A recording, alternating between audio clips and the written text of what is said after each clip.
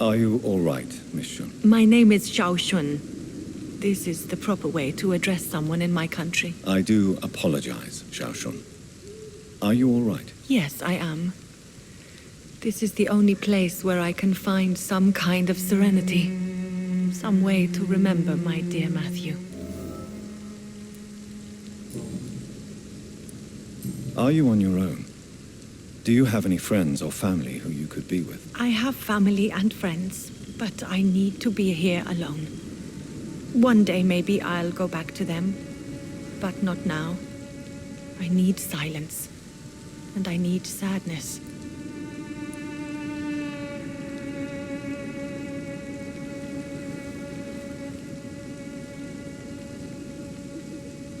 I've seen many deaths in my life, and we all grieve in our own way. Some stay silent, or need to shout. Others need company, and some just can't stand it. Thank you for your sincere words, Dr. Reed. I sense you trying to help me, even if I don't quite understand why. Tell me how your husband died, Xiao Shun. Matthew died of the Spanish flu, like so many others. It's a mundane cause of death these days, but for me it meant the end of the world. At this time, there is so little medical science can do to defeat this terrible epidemic. I'm truly sorry. The worst thing is not his death, even if it tears me apart. The worst is not to have seen it coming, to have lost him so quickly, even before realizing it. Did he hide his condition from you? Matthew was a smiling type, a happy sort. Everything that I am not. Did he laugh at his death to come, or did he not realize what was going to happen? I'll never know. The Spanish flu may be the worst disease mankind has ever faced. Why are you blaming yourself? You don't understand. I didn't know he was so sick. I didn't realize the gravity of his situation until it was too late. As harsh as this sounds, we are all equally vulnerable to this awful disease. It can take the strongest man in just a couple of days. I never said goodbye to Matthew. We never realized how bad it was. We laughed about it even. He always made me laugh. Now I don't have enough tears to shed.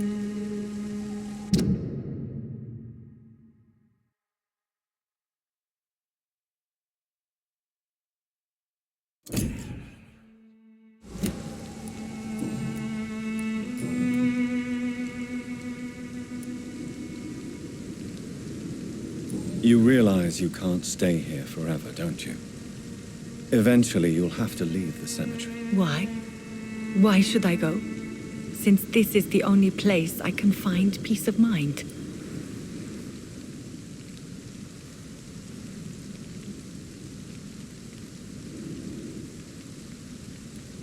To be honest, I don't know. Please forgive me if I've upset you. We must all honor our departed loved ones in our own way. You sound like you're no stranger to the pain I feel. Let's just say, I too have a good reason to visit cemeteries at night. Please accept my condolences for your loss then, Dr. Reed. Are you a doctor yourself? Is this why you feel so guilty for not saving your sick husband? No, I am not. But I still need to blame someone for Matthew's death. And who else, if not his wife, who did not see it coming? I'm a physician, one of the best in the country. But I was unable to save my own sister, Mary. She died in my arms. Why tell me this? Is it supposed to make me feel better? No. But I wanted you to know that you have done nothing wrong. Unlike me. May I ask what caused the death of your sister? You could say she was also killed by a terrible disease. A disease I have sworn to fight and cure, no matter how long it takes. Thank you for sharing that with me, Dr. Reed. Maybe it's time we start to rebuild our lives, you and I.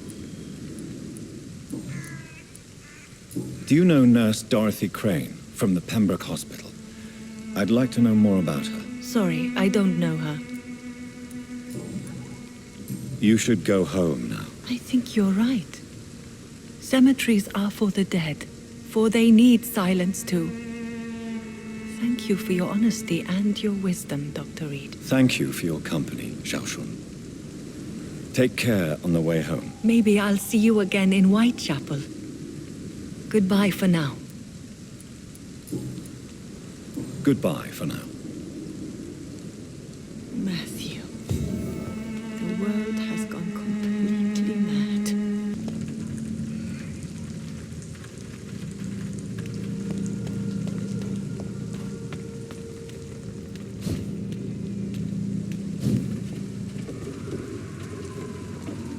Stupid beast!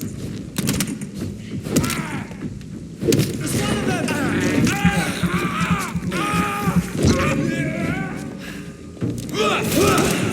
Shit, that leech fast!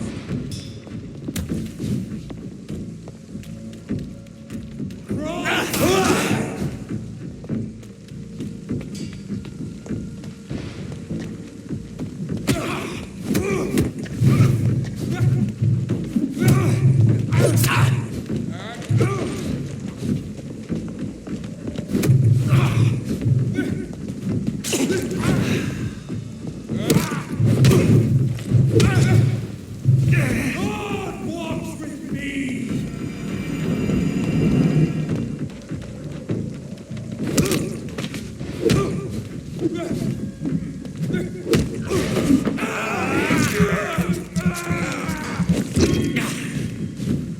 Crawl back to the hell and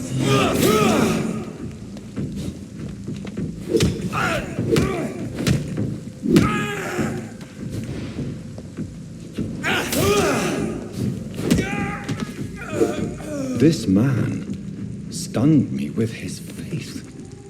His crucifix. This is not good news.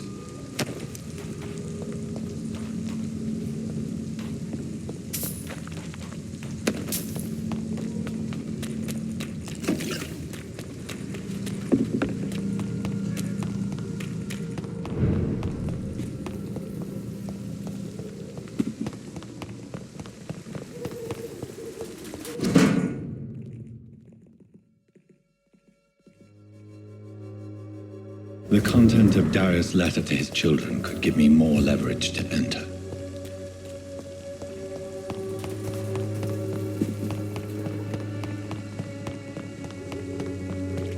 It's locked.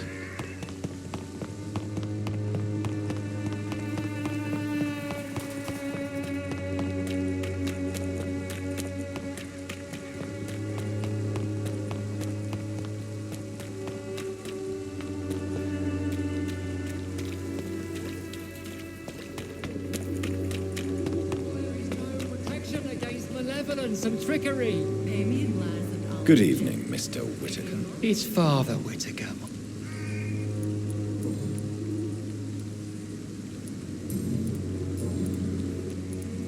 Tobias Whitaker, confess why you burned those people alive. I have done what no one was ready to do. I will smite the flesh of the unclean to protect the righteous.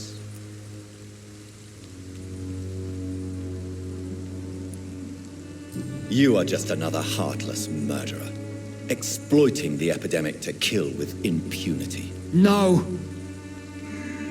No. The only way to contain the spread is to strike at the source itself. The proliferating sick. You're not the savior of London. You're just a glorified sadist. I take no pleasure in this awful cleansing, Dr. Reed. I am only driven by the thousands of innocents I save each night. Why did you send Samuel to the cemetery, Tobias? What did you see there? I sent him on a vision. a dream of a dreadful and laughing queen covered with blood, sleeping with the dead and feeding on the fear of the dying. A laughing queen dressed in blood. Tell me more. This epidemic is her feast, the announcement of her return. Against her, science is no more than a child's toy. But who is she? She is the mother of harlots and abomination of the earth. She is Babylon, drunk on the blood of the saints.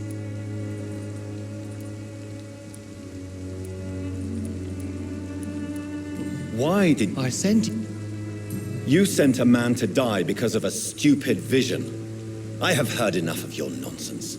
Goodbye. Good evening. It's far. I have found Samuel, your disciple.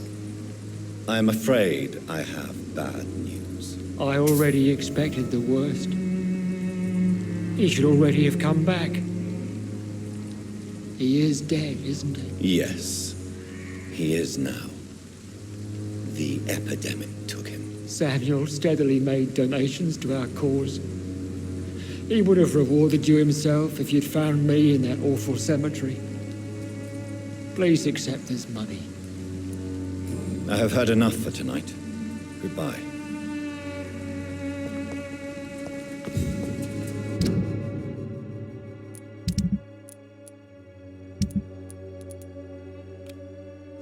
You look so pale, my lord. Would you like me to revive you?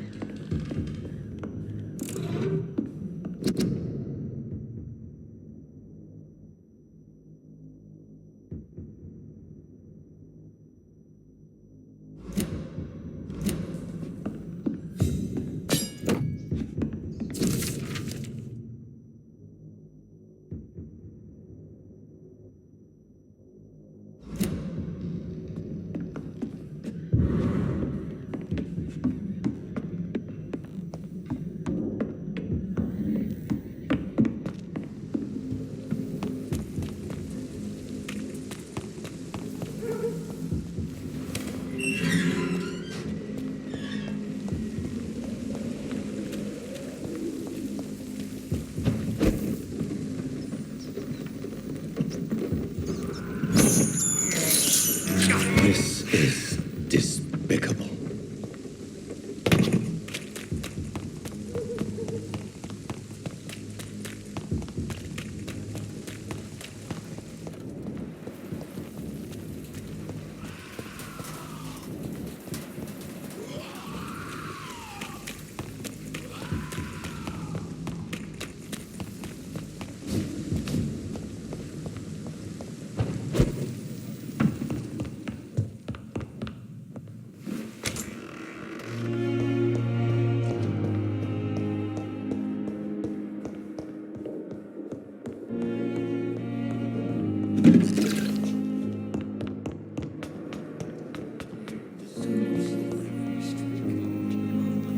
Good evening, Miss Howcroft. I need blood. I have made inquiries about the men who were tracking you, Miss Howcroft. I did not expect a mortal to have this sort of courage. Speak, Doctor. Why are they hunting me down? It was a misunderstanding. These hunters were in fact looking for a very different creature. But they mistakenly put their sights on you. I knew it. I have become undone. Those hunters have discovered me, but they don't know what I'm capable of. If you'll accept some advice from a petty mortal, I think you should assume a low profile and just quietly disappear into the shadows. You are right. And you have served me well, mortal. Take this as a reward for your time. Perhaps I will allow you to drink deep of my blood. One day. Thank you. I'll keep that proposition in mind. I'll leave you, Mistress of the Dark, to your nocturnal activities.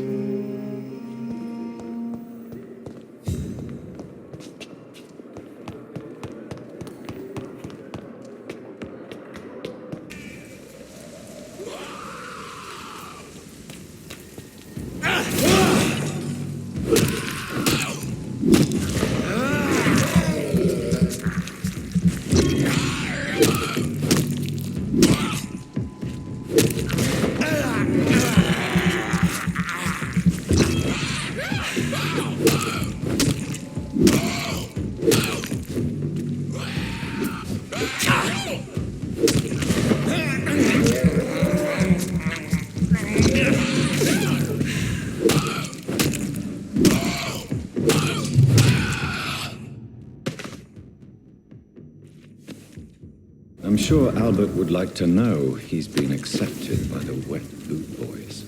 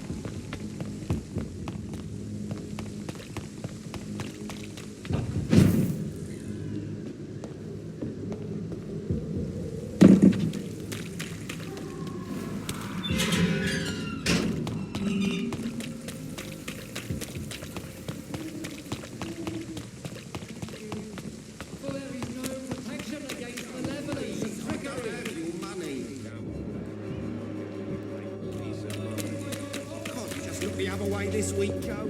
Come on, we can sort it out, right? It's not my call, Barrett. You pay one way or another. Please, Joe. How long have we known each other? We even used to be neighbours.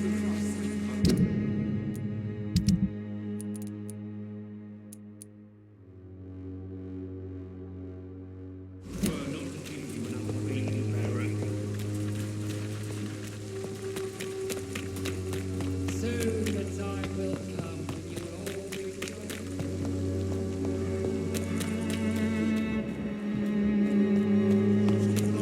Burn it, boys!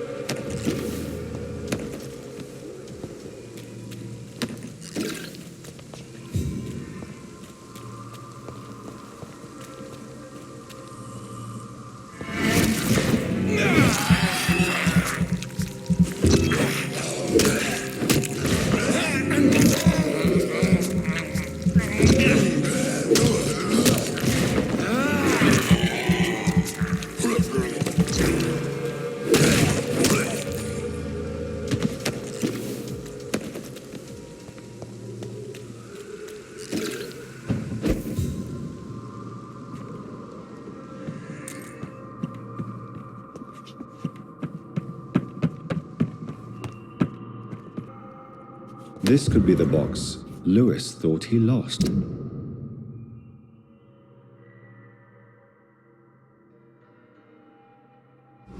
A love letter from Joe Peterson's wife addressed to Barrett Lewis. Who should I give it to, I wonder?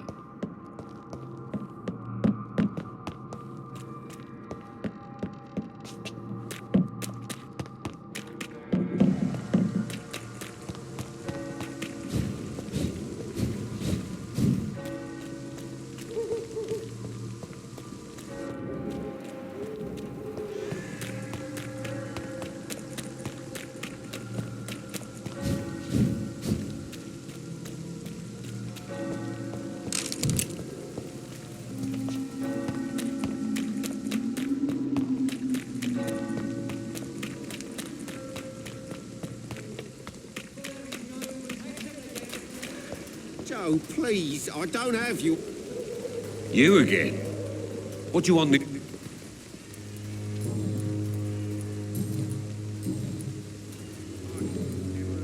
Goodbye, Mr. Fancy buying? You never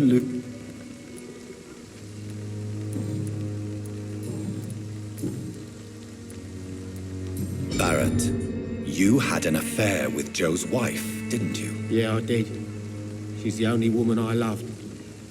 My first regret is that she stayed with Joe after Harry was born. The second is I never shed a tear when she died. Do you mean you're Harry's father? No one will ever know for sure. And it's better that way. And I don't believe I'd have been all that bad as a dad. Did you ever try talking to Joe? Never. But I suspected he knew everything, even without knowing it. And he decided to make me pay in his own way.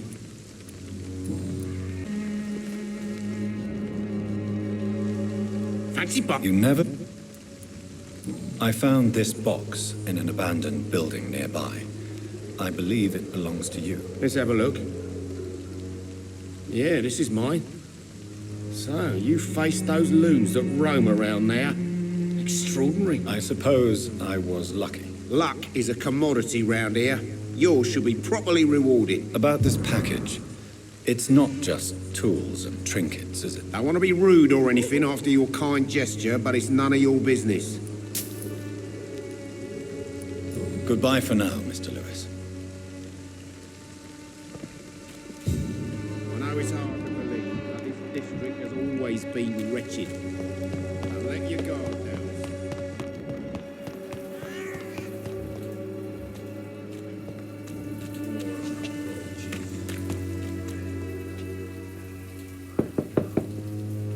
I must insist, sir. Please let me see Nurse Crane. I have no time for you, sir.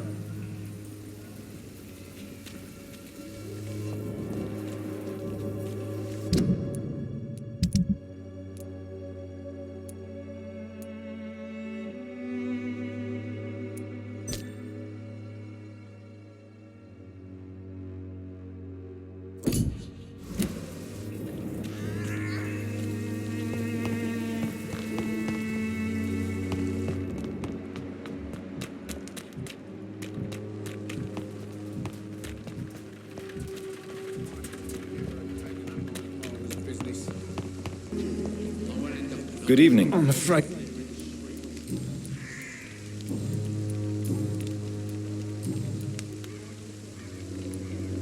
I have found a very interesting letter.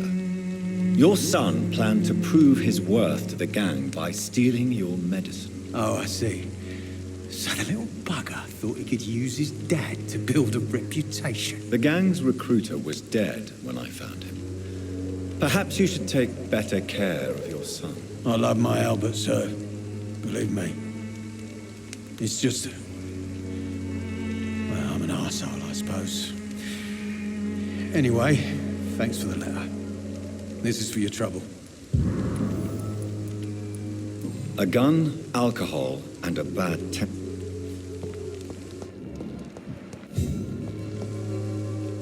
How are you, boy?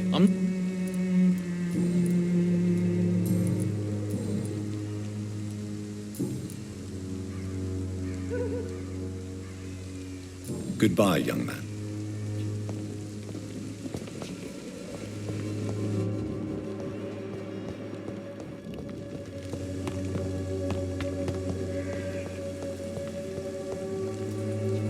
Gangs are ruining this neighborhood, if you ask me.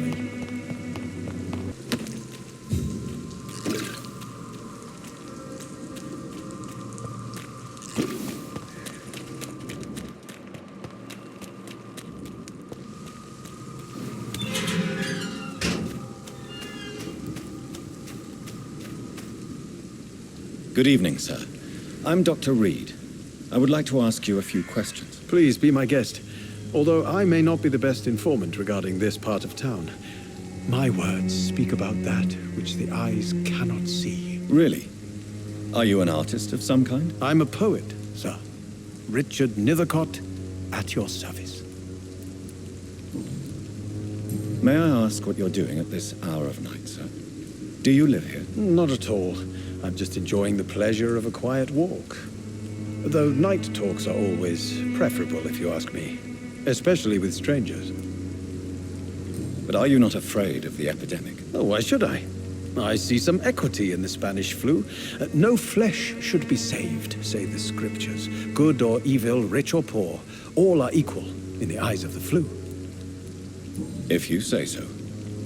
But as a physician in a time of epidemic, I must caution you to avoid unnecessary exposure, sir. Thank you, Doctor. But we both know the seeker of truth has to go boldly where the weak dare not. What are your thoughts on the terrible situation in this city? Terrible, you say? No. Of course, the Death of so many innocents is a tragedy. But the scourge has not been all bad for the city. Oh, no, sir. What are you talking about? Do you remember London before the flu? Noisy, cacophonic, quiet nowhere to be found. And now, listen to this oddly peaceful silence.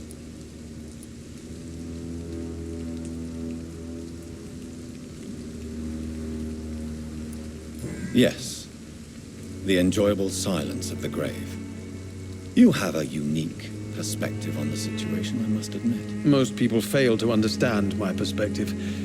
I don't blame them. But how could I call myself a poet if I veiled my feelings? Are you aware that your life could be in danger in this part of town? But this is where I must be to feel the real beat of the city. I had to come, see it for myself, alone. I understand your need for solitude, but it's not safe around here. I don't care. I don't have many friends, Doctor, and my family despises me. If some misfortune came upon you, who would be here to help you? Well, you for a start, my dear Doctor.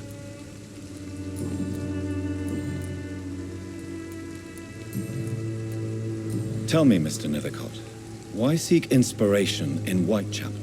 The place is not beautiful per se, but how to explain it? Stirring and challenging. Do you not think it a little morbid? On the contrary, sir. Whitechapel is full of life, full of beauty. Just like my dear muse, the wonderful Camellia. What can you tell me about Camellia? Not much. And that's the beauty of it. She can't speak, you know. She's a locked mystery who exhales kindness and sweetness. Perhaps you're just afraid to find out the truth about your muse. One day, perhaps, I'll ask her to come with me. But will she still be my wild flower of Whitechapel if she moves uptown? And have you ever tried to learn more about her? Where she lives? How she survives? Whom she may know? Maybe I prefer she remains an enigma. Reality can be so dull, don't you think?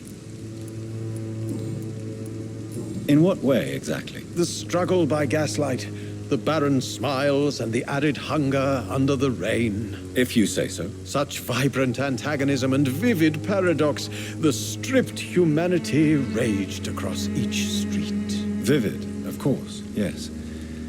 And what about the poignant distress? Oh yes, the poignant distress. You see what I mean, don't you? That's what I want to write about, and that's what Whitechapel is made of. Did you know the mute florist is a member of a secret society? No, I didn't. But I thank you for this information, sir. For it only enriches the mystery surrounding the precious Camellia. Are you not curious? Is there not more you wish to know? That girl has not an ounce of malice in her. Whatever she may be hiding, it's certain to be for the benefit of most, if not all. I fear you are a hopeless romantic, Mr. Nethercott. Guilty as charged, Dr. Reed. Do you need medical attention, sir? It may be wise to let you prescribe me something. I don't feel like I should. I understand your appetite for words and macabre beauty, sir. But you should be more careful. The nutrition of my mind is more important than my physical health. But I appreciate your concern, sir. May I ask you a few questions about the district? Extraordinary part of town, is it not? I'll be glad to help you, if I can. I'm looking for Dorothy Crane, a nurse who lives in this vicinity. Dorothy Crane. Oh, I love the name. The Crane of Whitechapel. Sounds very mysterious. But, sorry, no, never heard of her. What can you tell me about an old man called Darius? Darius Petrescu? Yes, I know him. At first, I thought he was only a small publisher. I invited him to publish my work, but his reaction was pretty clear. Not interested in your talent? Darius is an old political activist who takes delight in printing tracts and lampoons. Those communist activities only require mediocre writing skills.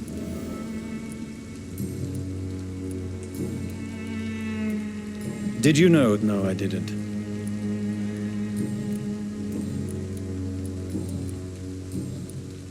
I'll leave you alone. Darius is a bit less of a mystery now. It should not be that difficult to incite him to let me in.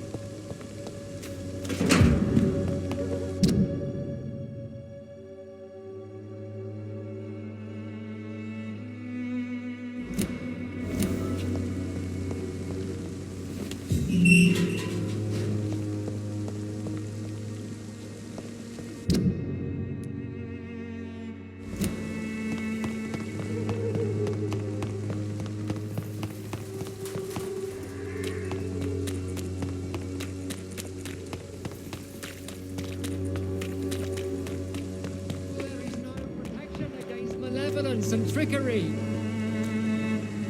Good evening, Doctor. You are blinded by your cold face, imprisoned by your daily routine, Goodbye.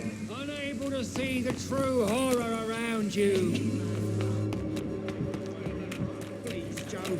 How long have we known each other? You again? Goodbye. Come on, take a look. Don't be afraid. Mr. Petrescu, just 1 minute, please. You again. Go away. Sir, wait. Stop this nonsense. I know Nurse Crane is here. Shall we speak man to man, you and I? All right. Speak up. Don't you see we're on the same side? We fight to help the poor, sick, and abandoned. I'm nothing like you, Mr. Doctor. Yes, you are. You too believe in providing medical care without charge. You know what we have to sacrifice to make the world a better place. I have to admit your words have conviction. All right, I'll let you see Dorothea. Don't make me regret this, though.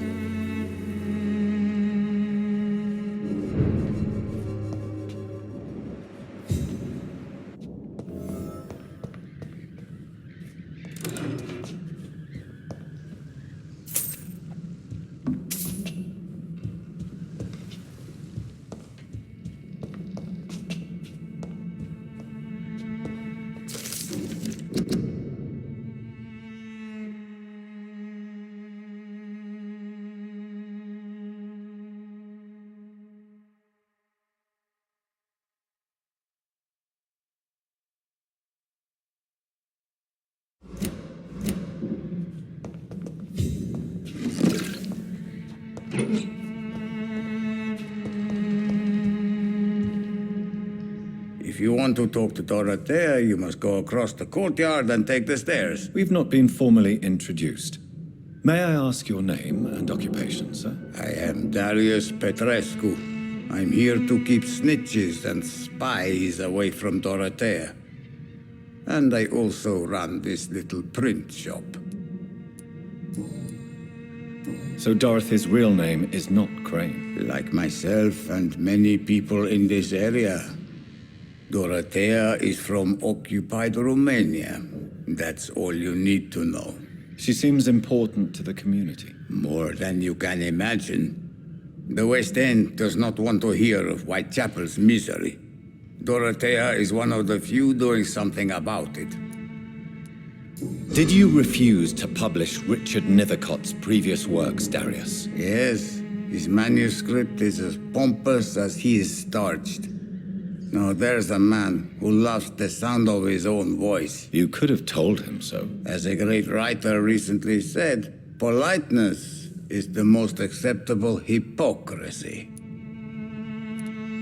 Tell me everything you know about Camellia, the mute florist. I do not believe in the afterlife, Doctor, but I'm almost convinced Camellia is an angel. She volunteered to give out our medical leaflets. Are you not worried for her safety? She is as brave as she is tough, and clever, too. If only I had met her when I was younger. Are you in love with Camellia, Mr. Petrescu? Don't be stupid. If I had met her when I was younger, we could have won our revolution. Who is she, really? Do you know where she's from? She's not from around here, that's all we know. Camellia is not even her name. It's her favorite flower. You say she has no close family? Well, there's that awful poet who constantly follows her around like a lost puppy. A good man for sure, but a very poor writer. Tell me everything. I do not...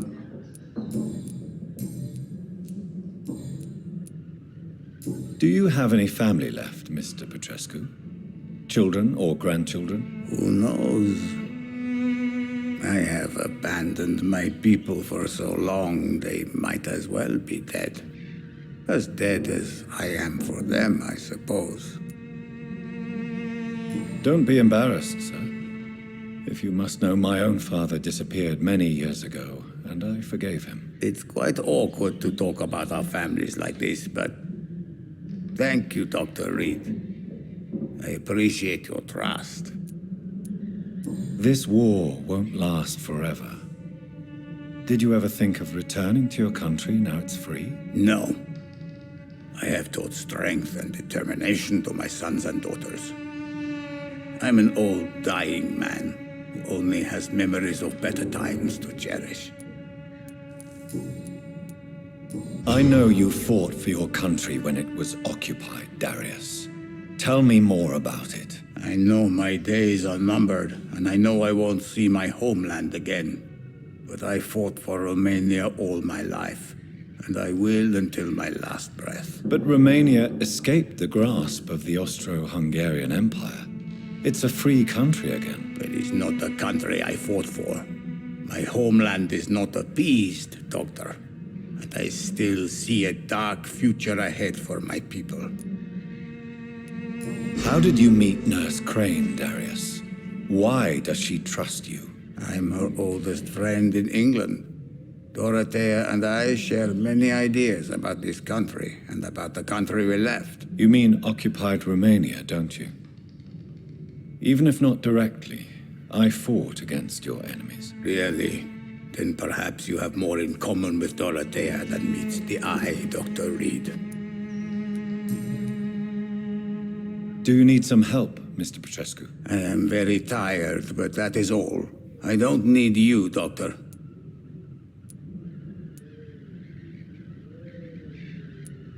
Well, goodbye.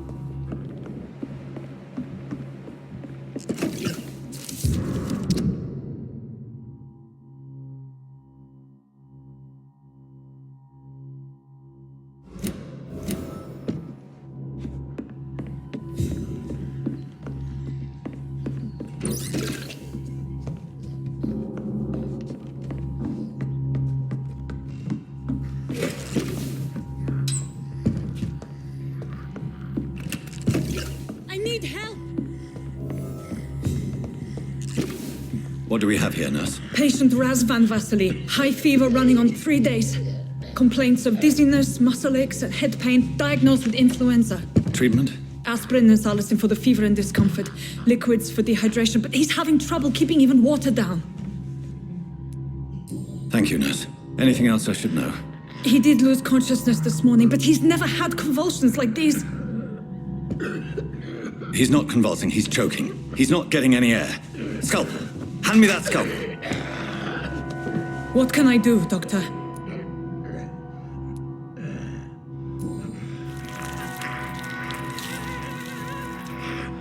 I need to perform a tracheostomy.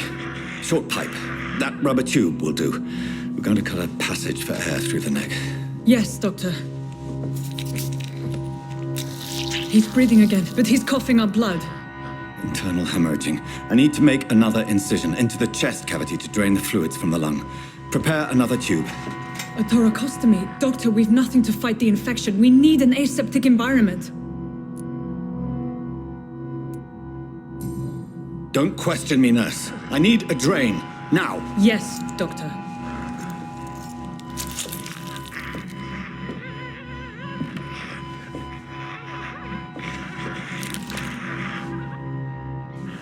He's still bleeding, Doctor.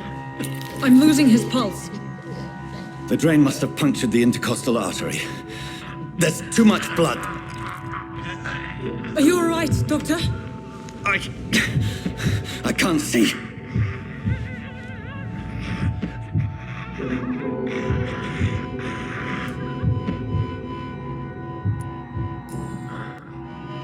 I must first suture the artery. Find the wound. The source of the blood. Needle and thread, Doctor.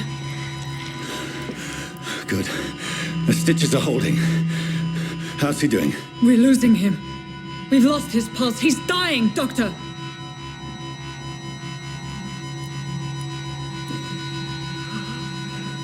A dose of epinephrine, now. Yes, Doctor.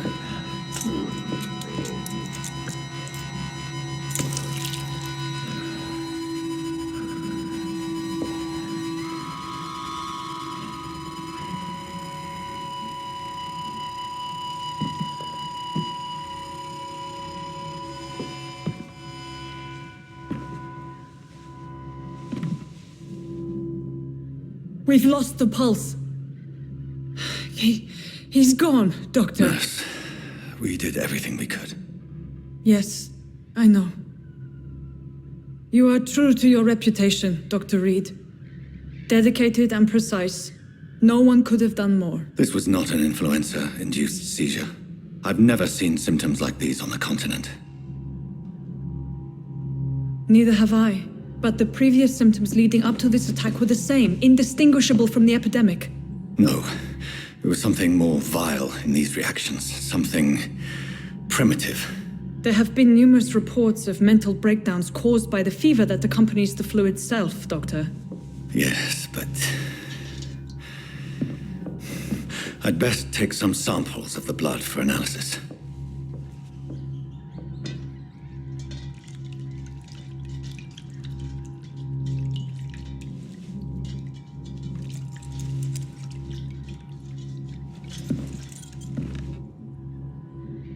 You're here to test my bedside manners. It's locked, all right. To what do I owe this courtesy? I suspect it was more than intuition alone that led you to us. So, how might I be of service, Dr. Reed?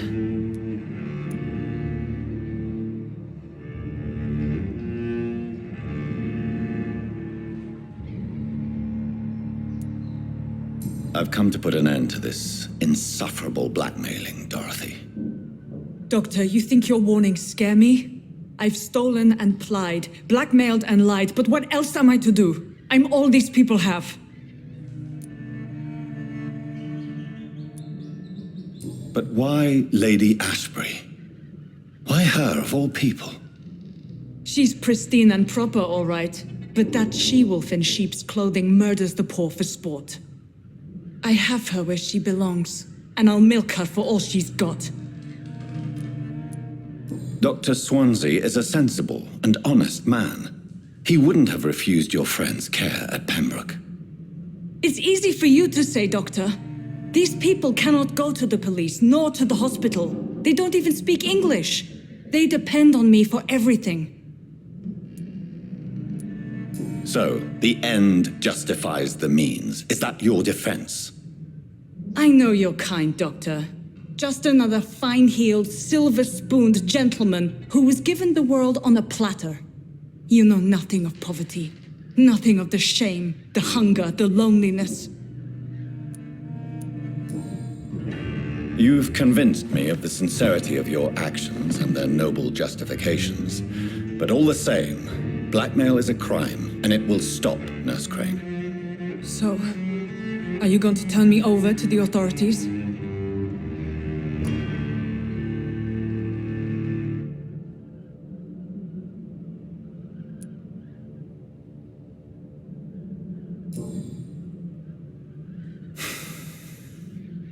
No. Your place is here. Jailing you would be an even greater crime. So, here is my proposition. I'll look the other way on your little enterprise. In exchange, you will resign from the Pembroke Hospital and provide me with medical supplies when the need arises. Dr. Reed! That sounds like a business proposition. My accomplice, then? No, just a privileged client. My research may require the occasional rare piece of equipment or ingredient. I'll pay good coin in exchange, fair and honest, to help finance your noble endeavors.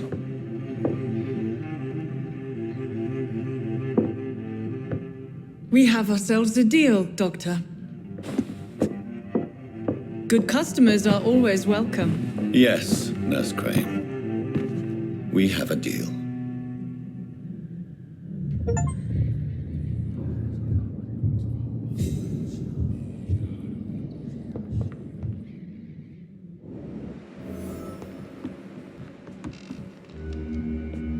It's locked, all right.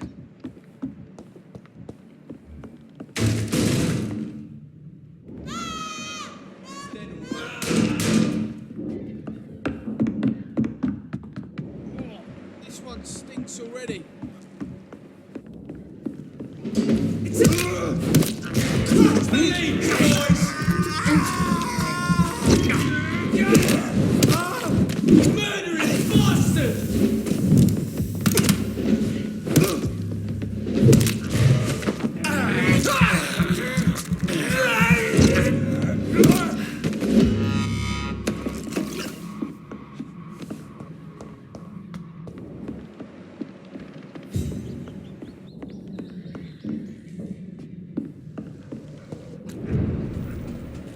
There's one of them! Watch yourselves!